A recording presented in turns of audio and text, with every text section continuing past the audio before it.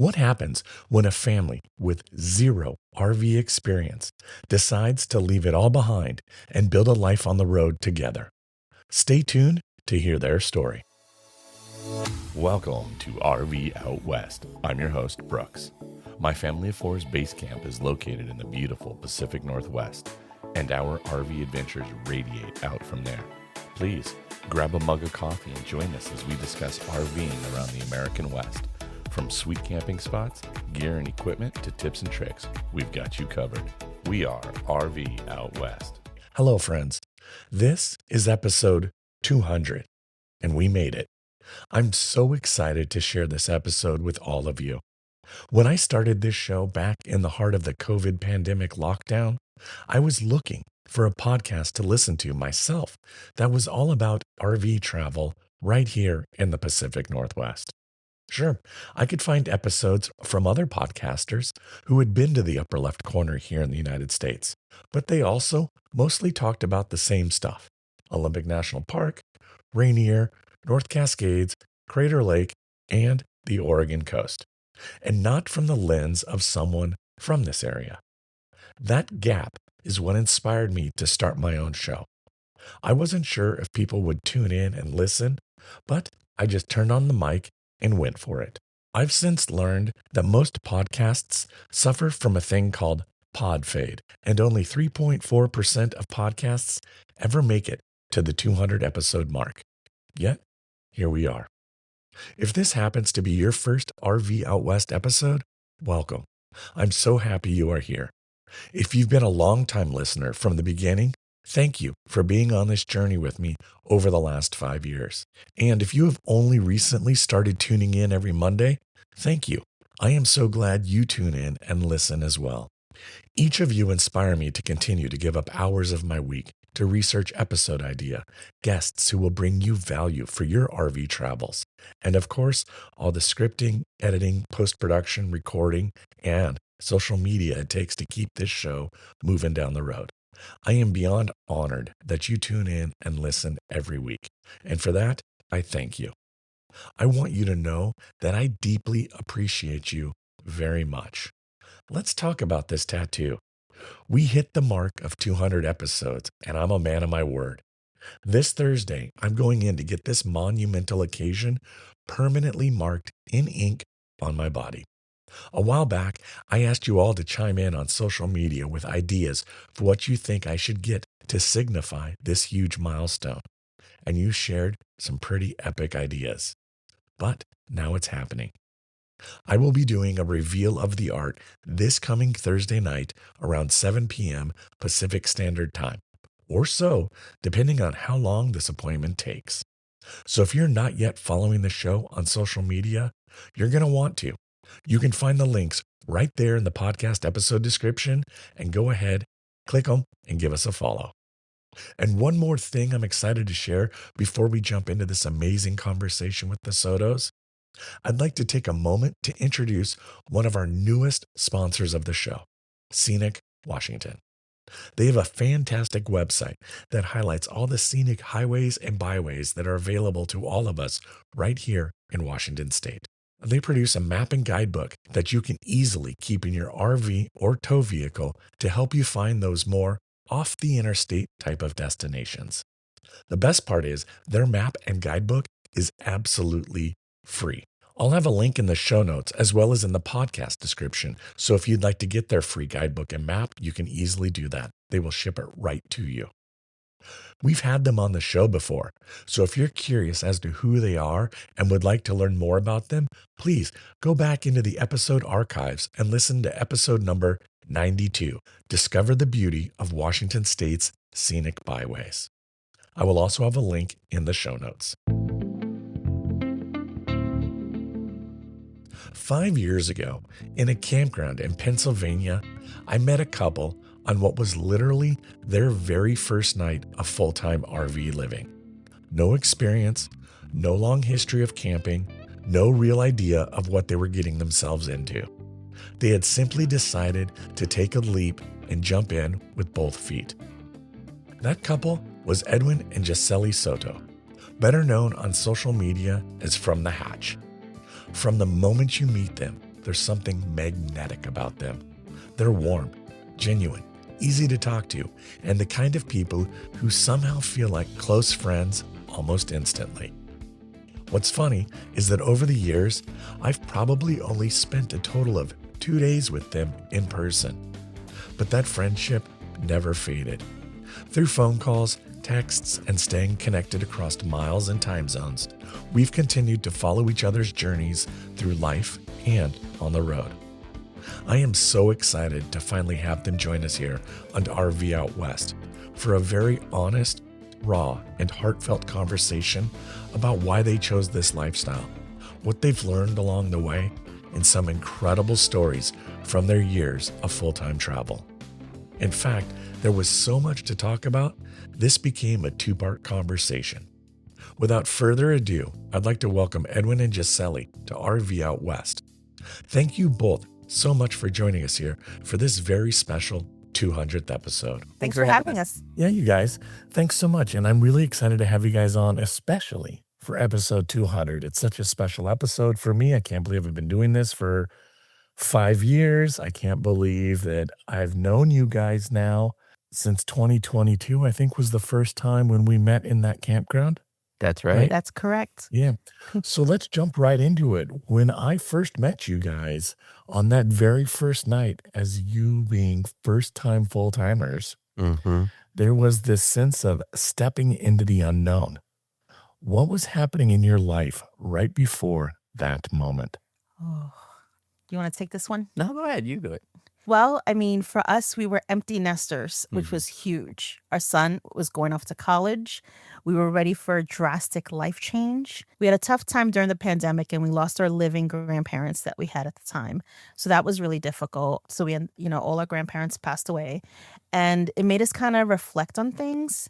I recall when the last time that my grandma came to visit me, when we were in Pennsylvania, we had a conversation. She always talked about wanting to go on a cross-country trip. So that kind of stood in the back of my head. During that time, we took a car trip down to Texas. Yeah. We took a road trip to Texas, and we survived. I think that's the important part. And we met another couple. That was the longest road trip we had ever taken as a family. Correct. That was only the second time we'd ever crossed the Mississippi. Correct. From the East Coast. Yep. This was for sure, this road trip was not meant to be defining, but it accidentally became defining. Correct. For sure. Well, in real quick, time frame wise, when was this road trip? Was this in the heart of the pandemic, or was this before? Was this just in the heart, or I should say, the reason we decided to take the road trip was because it was not safe to fly at the time. Instead of taking that risk, we decided to drive to go see family. Yeah. Okay.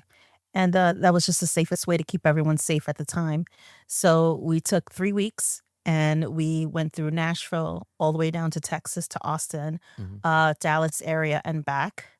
We met another family. One of our son met one of his online gaming friends, and they owned an RV, and they told us all about their RV adventures. And it kind of got our wheels turning, wow, that's really cool. We always talked about getting an RV when we retired. And our knowledge at this point was movies. We've seen RVs in movies. Yeah, we had no clue. And we've done camping, and sometimes we walk by RVs while we're camping, and that's about it. That was our knowledge. Yeah, Okay. So we were not knowledgeable. But when we came back, we started looking into RVs, and we started to realize that maybe this is something we can do sooner than later. We were at that crossroads in our life where, like I said, our son was going off to college, and we were trying to figure out what we wanted to do next in our life. We were both working remotely at the time. So we thought, you know what? Maybe we sell the house and buy an RV and travel for a while. We did. Took a year of planning, but that's exactly what we did. But if we were to rewind even further, kind of describe to us who you guys were before you jumped into the RV life, and kind of what defined normal then. Oh, for sure. I mean, we grew up in New York City. So we're 2 New York City kids. For a long time, we kind of lived the mantra that everything that we needed and we could ever want was available to us in New York City. And that's somewhat true. So we met at the Gap. We were folding clothes at the Gap, and For 18 and 19-year-olds, living that life is a very different life from the life that I live now. So when, I think it took like our son being born, moving to southeast Pennsylvania, and To give him a better life. starting to see a little bit of the countryside. Ironically, even though a lot of people wouldn't consider necessarily the Philadelphia suburbs countryside, but to two people in New York City, it absolutely looks like countryside, right? Well, and unlike the Northwest here in Seattle, if you go 30 minutes outside of Seattle, you're still very much in an urban sprawl. There's just more trees. But 30 minutes outside of Philadelphia, you are in the country. Absolutely. It's a very yeah. different kind of environment out there for just people listening who may not be familiar with what that looks like. But 30 minutes outside of Philadelphia and you're in the country. Yeah. Yeah, it was a culture shock for us at first, honestly. And, I remember one incident where I went to the supermarket and I had hair curlers in my hair and I bumped into 5 different people in my town that I knew. And I remember thinking like, well, I guess I can't do that here because in New York City, you go out in curlers, nobody cares. But when you bump into someone in a supermarket, a small town, people are looking like, hi. It was very I can weird. see that. So small town, suburban life, I call it, the Lever to Beaver life in a sense. We were right before we got into the RV. We jokingly say we had the white picket fence. You had the American dream by definition. We bought our dream house. Absolutely did. Yeah, which we loved. And it was a huge step for us, especially coming from 2 kids who grew up in poverty and bought this beautiful home in the suburbs. We were living the American dream. Yeah, so separating from the house was probably the initial thing to get over. Then thinking about life in a completely different mindset into full-time RVing. Yeah. So let me ask you then, what were kind of those quiet whispers that made you start questioning that traditional path of the white picket fence and having that part of the American dream that you had worked so hard to accomplish and to make a life for yourself? What were those whispers saying to you? In buying this beautiful home, I was excited. We were like, okay, we're going to have family over. We're going to have parties. This is the home that everyone can stay over and we can have a good time. And it really was, for a while. Like we became the home where everybody went to the Soto house for a party or whatever. We'd have karaoke nights and it was great. And then when the pandemic happened, it got very quiet. And all of a sudden, it was just the 3 of us in this big house. And it was at the point where Edwin was on the top floor, I was on the main floor, and EJ was on the bottom floor. And that's where we spent our time, doing our own things. It kind of got a little depressing, honestly. And I started to question a lot of things about my life and started to wonder, like, is this really what I wanted? It's what I thought I always wanted. It's what my I'm a kid who came from immigrants. So it was like the white picket fence and owning a home and having great jobs was drilled into me from a very young age. So I had all that, but I was sad and I didn't know why. I was very close to my grandma. And when she passed away, I remember thinking, like, in a way, I feel like she set me free because I was always feeling like I couldn't leave this bubble because I had to be near my family all the time. I had to be near my grandma. I had to be near my mom. When she passed away, I realized, like, what am I doing with my life? Like, I feel like I need something different. So, we had that conversation where, like, are we really gonna sell it all and just take this risk? And it was difficult. A lot of tears were shed, honestly, because Believe it. you got to get rid of all your belongings, which was really hard. And to sit there and get rid of everything we worked so hard for and just try to fit everything into this little 200 square feet RV, and Edwin was very adamant that we're not going to get a large storage. So Right. we literally packed our entire lives into 4 bins and that was it. And we took that risk. We were very nervous. We never RV'd before at all. We had camped, in a tent a good half a dozen times, I want to say, but we had never stayed in RV. Our very first RV experience was when we pulled out that driveway on settlement day. Mm-hmm. So let me ask you this then. What kind of scared you the most about becoming full-time nomads? I think the biggest hurdle was inexperience. Like, I tow our trailer with a 3/4 ton pickup, and my previous vehicle was a Mini Cooper and what essentially some people call a Vespa, but it's a small scooter. And I really enjoyed getting around town in tiny vehicles and being able to fit into places. I consider myself a pretty good driver, but the learning curve, obviously going from a Mini Cooper to something that has an extended cab, and it's just a bigger vehicle, let alone hitching it up to and becoming 50 feet long is something that I had never experienced before. We had never driven anything like that before, so much so we ended up taking RV driving classes before we hit the road. Oh, that's smart. We said maybe we should do this, and so it was a former trucker. Shout out to Alan, who guidance is still with us today. Oh, and yes. and in fact, the campsite we're at today, we don't have any cell service, and it had been a long time since we had not had cell service when we arrive at a campground. So Jessely and I defaulted back to our hand signals, and I shouldn't be surprised, but like we're just such a great team. Jessely backs the RV in, and I'm outside, which is unusual. Guiding me, yeah. Unusual for For setups. most couples, Most yeah. couples is the other way around. And But we we learned hardly in ever RV fight. driving school. I'm really great at taking directions. I'm really terrible at giving directions. So, Jessely, do you drive the RV too, like on travel days? Are you totally comfortable, pounding out the miles on the interstate and towing? And I can, yeah, I can. I do when we do long treks. Like if we're going somewhere and it's gonna be like, 6, 7 hours of driving, then I will usually take a chunk of that. Like I'll take about 2 hours of it. Edwin does most of the driving. I actually prefer when we drive, I prefer the boring driving. Like when you're on a highway for 150, 200 miles. yeah, That's what I prefer. When there's a lot of interchanges and a lot of uncertainty with the roads, then Edwin will drive. right. But if you're just hammering down the miles on Interstate 40 going east or west or I-90 or whatever, yeah, okay, Yeah. cool. I can do Huge. that. So I just Yeah. pick up the slack when we have to drive. So I'm not afraid to drive the RV at all. Now I'm really curious. What did those friends and family members around you say when you told them, hey, you know what? We're selling the white picket fence. We're buying a trailer and we're going to go full time. What was their initial reactions years ago when you told them this was your plan?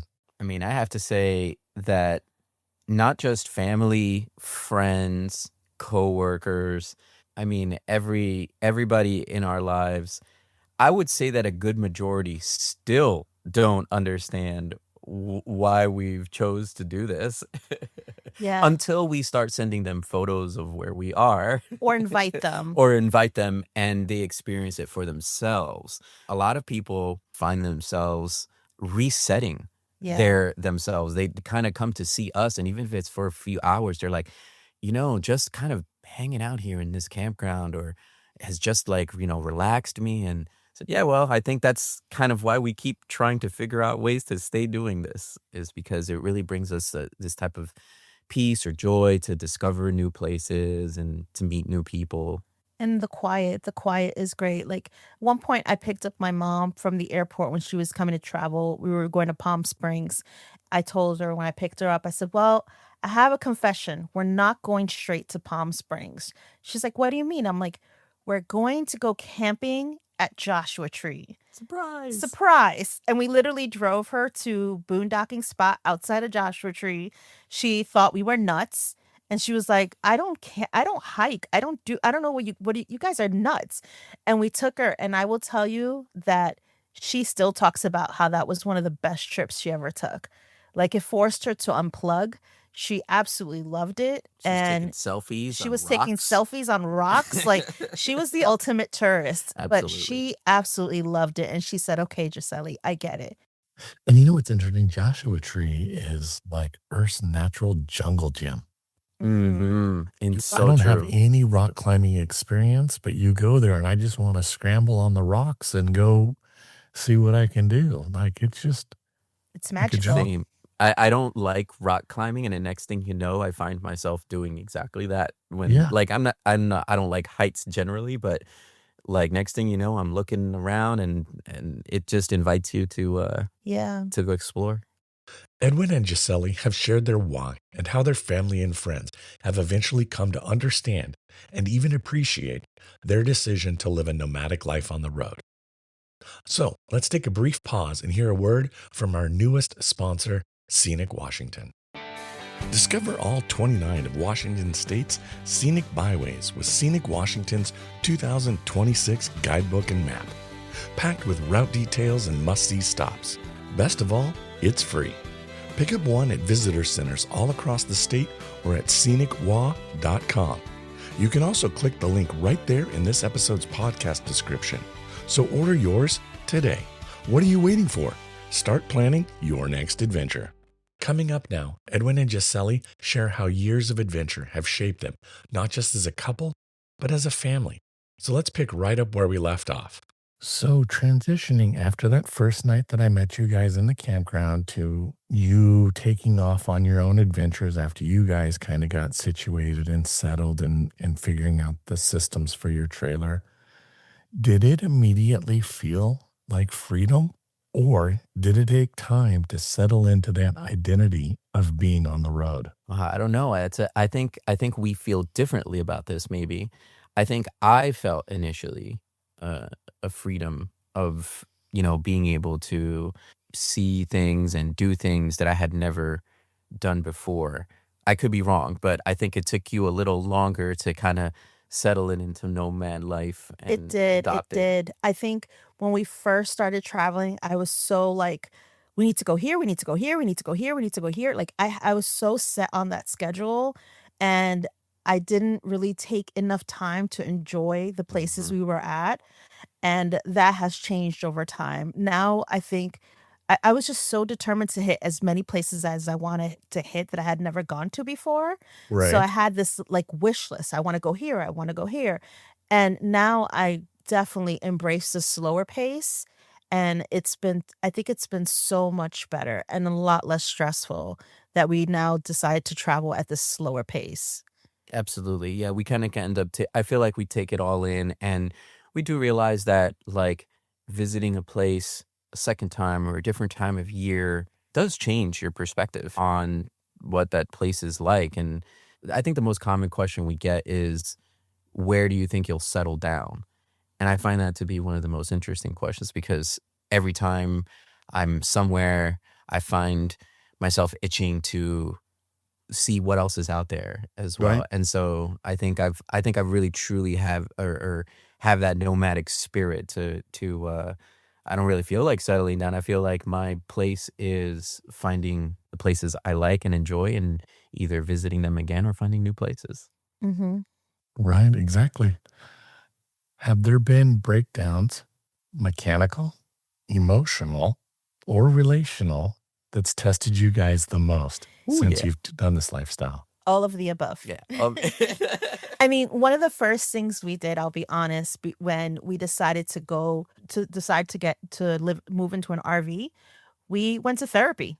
We actually went to couples counseling to start, because when I tell people I travel with my husband in 200 square feet, a lot of times I'll get the reaction, "Oh, I could never do that," you Right. know? Mhm. And we went to therapy to kind of like make sure that we can communicate really well, because I think at times we struggle to communicate, and that really helped us. And honestly, this life has brought us so much closer than I ever imagined. It has strengthened our marriage so much.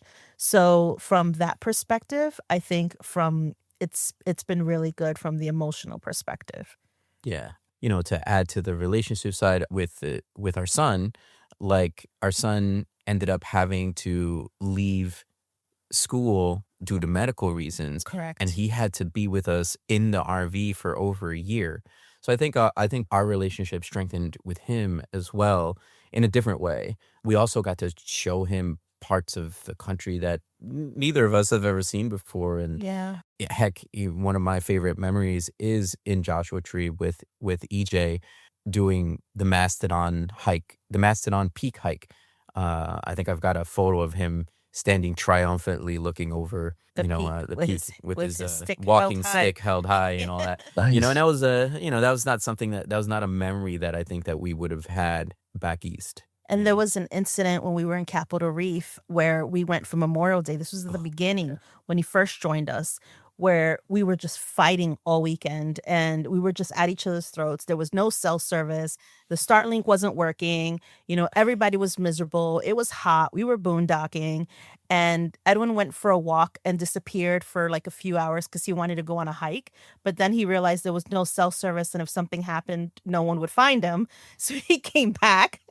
And then I don't know if it was your idea, but we were like, we're all going on a family hike tomorrow. And that is it. That was your idea. Was it my? Yeah, it was my idea. It's like, You're like, we're already here. We're here. Let's make the best of it.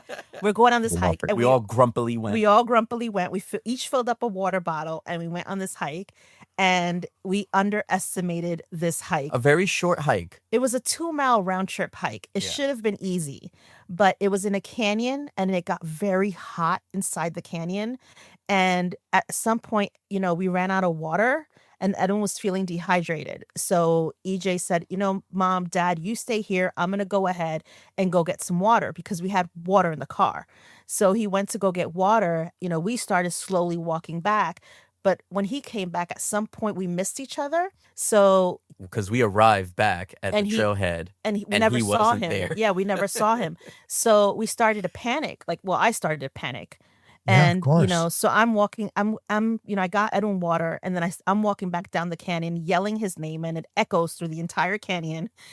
And people are looking at me, and they're like, are you okay? And I'm like, my son, and they were like, okay, So one group of hikers said, we're going to send this person ahead. He knows this trail very well. Luckily, it was an in and out trail. So there was eventually a dead end. So he was going to have to turn around.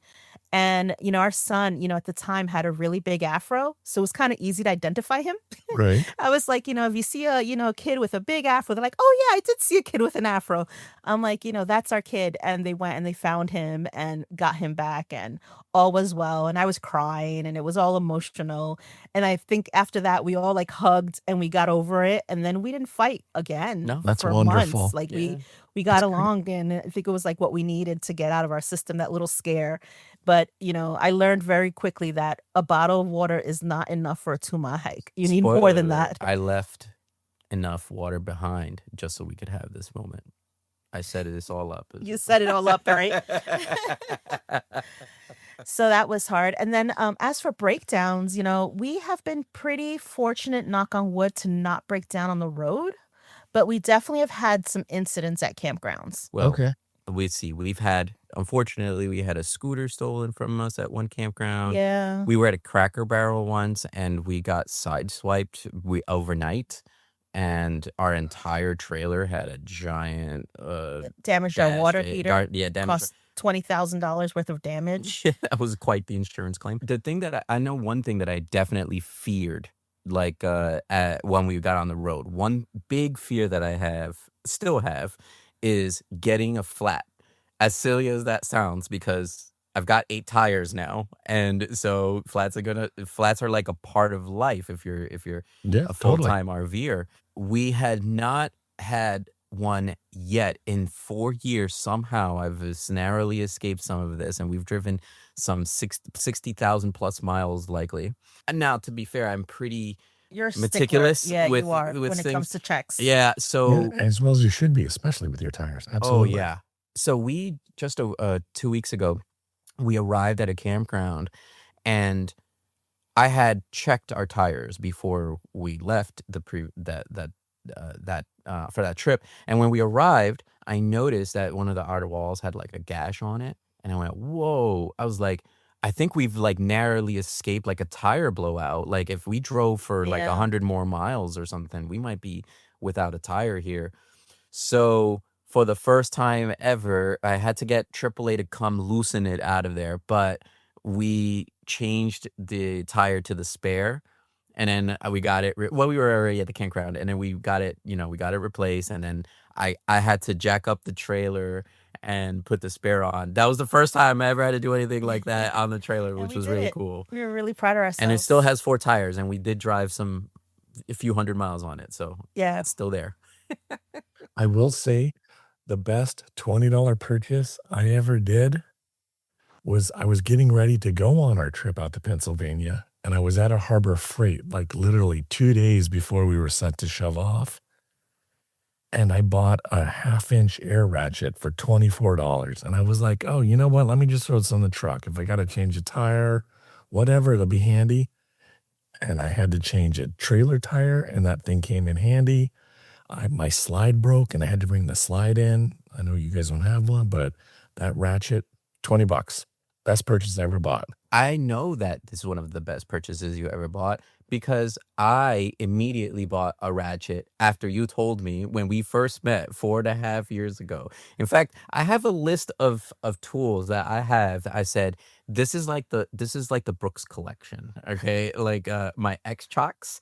I Yep. didn't know what an X Chalk was Yeah. until you said, "Hey, take a look at this," and I went, "Whoa, look at that!" Game Now I changer. couldn't live without it. Yep. I know. Our Uh, very first friend. I realized our very Yeah, first you were our campground very friend. first campground Hey, friend. hey. Yeah. Yeah, that's right.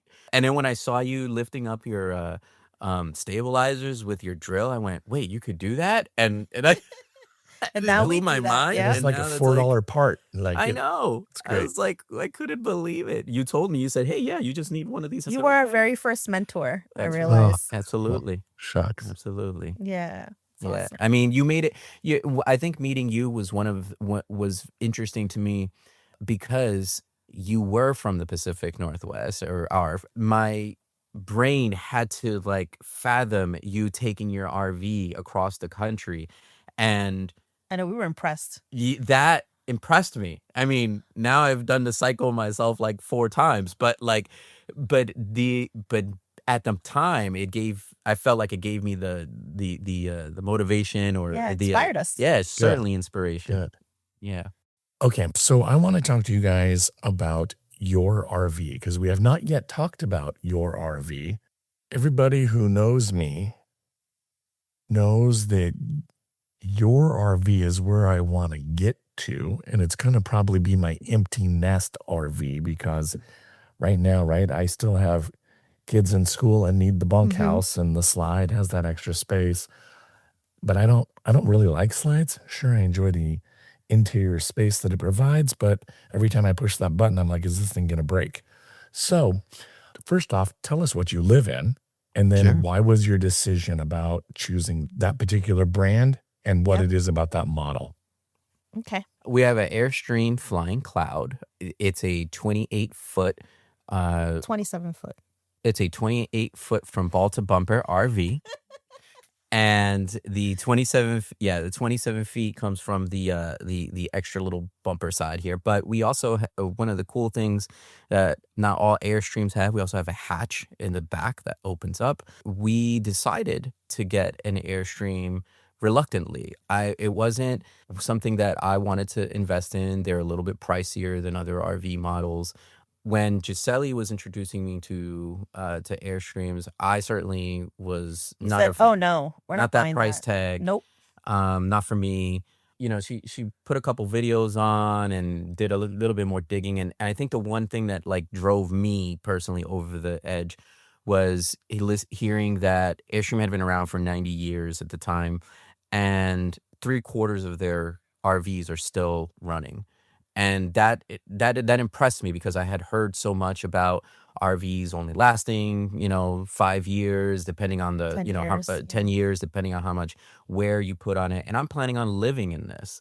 So I think the decision was really about along the longevity of it. We didn't know if we were going to be in it for 6 months or 10 years. But either way, we wanted to make sure that at the end of our journey that, we still had an RV that still held value, that still held its, still held its own. Yeah, and one thing for sure with us, I won't say that our RV is perfect because we've had some issues here and there, but we have not had the issues that we hear from other people, that they've had with their rigs. Not having slides is huge for us because that's one less thing to worry about with the mechanism of the slides going in and out, considering how often we move. So I will say that I feel that it was a wise investment for us in buying the Airstream. I love it. It's great community. The service centers have always been really great whenever things have happened and we needed things fixed. And their I don't know about other RV companies, but their main headquarters in Jackson Center, Ohio, is a journey, is a Yeah. really cool place to go. There's nothing in there in the area except for the Airstream not dealership, but the manufacturing plant. And they have really cool tours. So we've seen them get built from That's the cool. ground up. Yeah. And It's it's really really, really impressive. neat. And they have an on-site campground for when you have repairs. So you can stay in your rig while you get your repairs done. Yeah, they haul it away during the day and bring it back when they're done, and you can still sleep in it. So that's been awesome. So we've done that twice where we've gone to the Airstream service centers for some like major repairs, and it's always been a great experience. So I highly recommend them. I love our rig. I think what stands out most about Edwin and Jessely's story is that life on the road hasn't always been easy. But through every breakdown, health challenge, unexpected detour, and moment of uncertainty, they've continued to move forward together. Today, we heard not only why they chose a nomadic life, but how those experiences have shaped them, strengthened them, and deepened their connections as individuals, as a couple, and as a family. Their story is a reminder that sometimes the road teaches us the most when things don't go according to plan. Thank you so much for listening to this special 200th episode of RV Out West. Be sure to join us next Monday for part 2 of our conversation with Edwin and Jessely Soto. You can find them on Instagram from the hatch. All right, my friends, this conversation doesn't have to end here. If anything we talked about sparked your curiosity, head over to rvoutwest.com and take a moment to check out the show notes. We've got links to everything we mentioned so you can dive deeper and explore more. If you've enjoyed this episode, please share it with a friend or family member. If you haven't already signed up for our free monthly newsletter, please visit our website at rvoutwest.com and get some insider info that you don't normally hear about right here on the podcast. You can also click the link right there in your podcast description and sign up that way.